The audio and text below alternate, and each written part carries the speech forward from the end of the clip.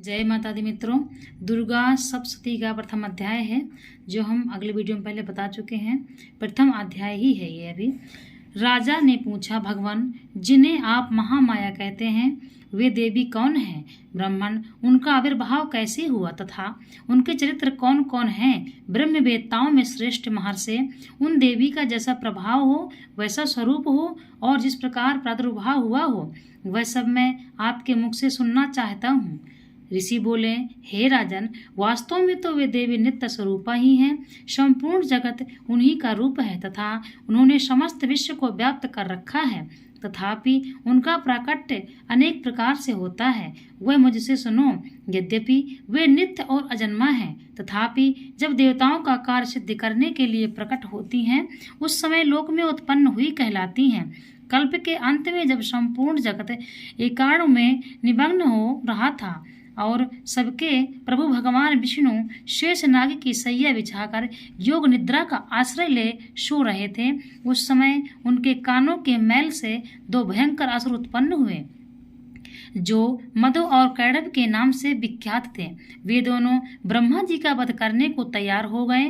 भगवान विष्णु के नाभि कमल में विराजमान प्रजापति ब्रह्मा जी ने जब उन दोनों भयानक असुरों का अपने पास आया और भगवान को सोया हुआ देखा, तब एकाग्रचित होकर उन्होंने भगवान विष्णु को जगाने के लिए उनके नेत्रों में निवास करने वाली योग निद्रा का स्तवन आरंभ किया, जो इस विश्व अधीश्वरी जगत को धारण करने वाली, संसार का पालन और संहार करने वाली तथा तेज स्वरूप भगवान विष्णु की अनुपम शक्ति है। उन्हीं भगवती निद्रा देवी की भगवान ब्रह्मा स्तुति करने लगे।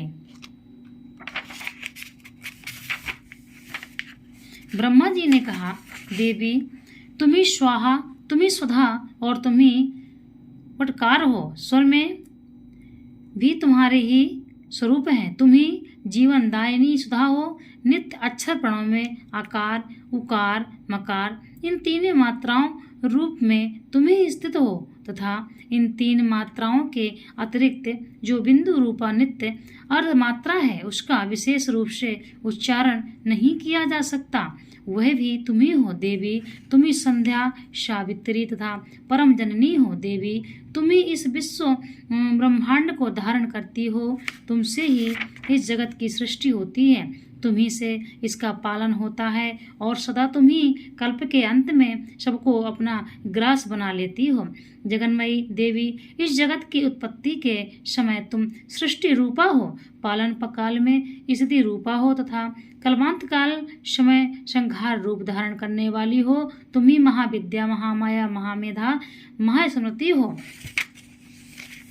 महामोह रूपा महादेवी और महासुरी हो। तुम्ही तीनों गुणों को उत्पन्न करने वाली हो, प्रकृति हो। भयंकर काल रात्रि, महारात्रि और मोह रात्रि भी तुम्ही हो।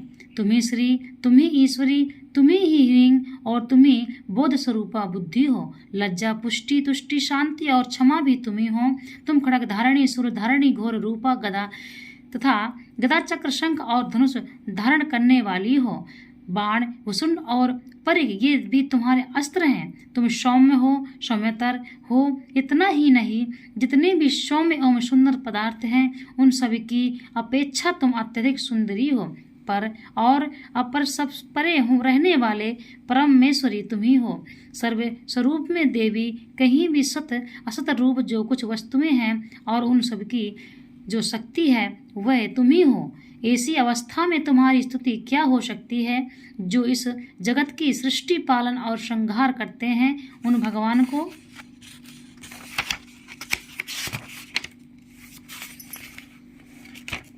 जब तुमने निद्रा के अधीन कर दिया तब तुम्हारी स्तुति करने लगे।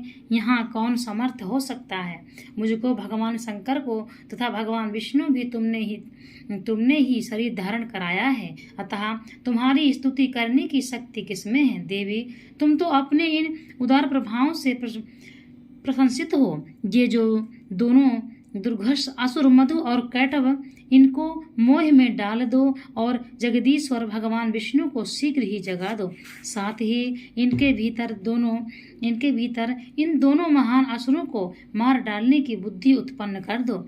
ऋषि कहते हैं, हे राजन, जब ब्रह्मा जी ने वहां मधु और कैटभ को मारने के उद्देश्य से भगवान विष्णु को जगाने के लिए तमोगुण की अधिष्ठात्री देवी योग निद्रा की इस प्रकार स्तुति की, तब वे भगवान के नेत्र, मुख, नासिका, बाहु, हृदय और वक्ष स्थल से निकलकर अव्यक्त जन्मा ब्रह्मा जी के दृष्टि के समक्ष खड़ी हो गई।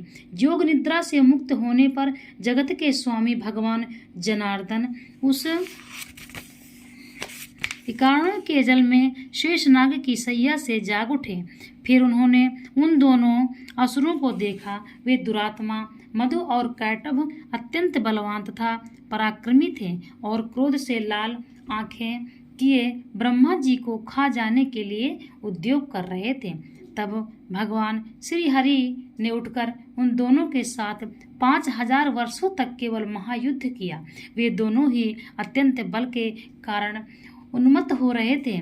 इधर महामाया ने भी उन्हें मोह में डाल रखा था, इसलिए वे भगवान विष्णु से कहने लगे, हम तुम्हारी वीरता से संतुष्ट हैं, तुम हम लोगों से कोई वर मांगो।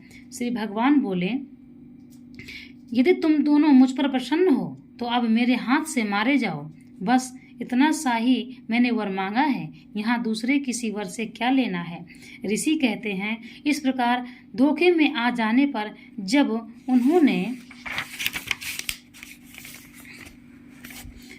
संपूर्ण जगत में जल ही जल देखा, तब कमल नयन भगवान कहा, जहाँ पृथ्वी जल में डूबी हुई न हो, जहाँ सूखा स्थान हो, वहीं हमारा वध करो।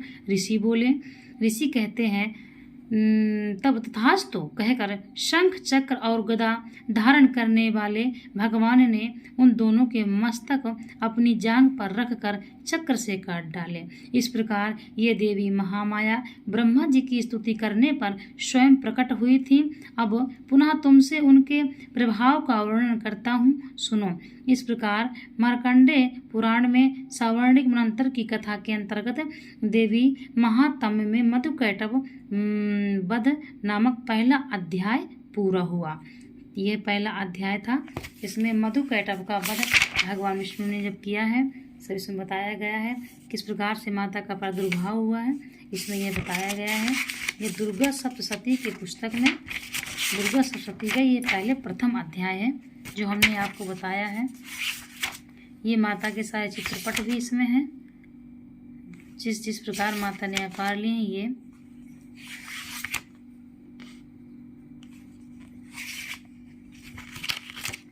इस प्रकार से इसमें पहला अध्याय पूर्ण है। इस पुस्तक में आप संस्कृत में चाहें संस्कृत में भी और हिंदी दोनों में ही है। ये बहुत दुर्गा सप्तशती, दुर्गा का जो व्रत करते हैं 9 दिन, वो इसको हिंदी में पढ़ें और थोड़ा थोड़ा रोज़ पढ़ें, अवश्य पढ़ें। इस प्रकार से माँ दुर्गा की कृपा आप पर बनी रहेगी और आपका व्रत भी पूर्ण होगा। राधे राधे, श्री कृष्ण।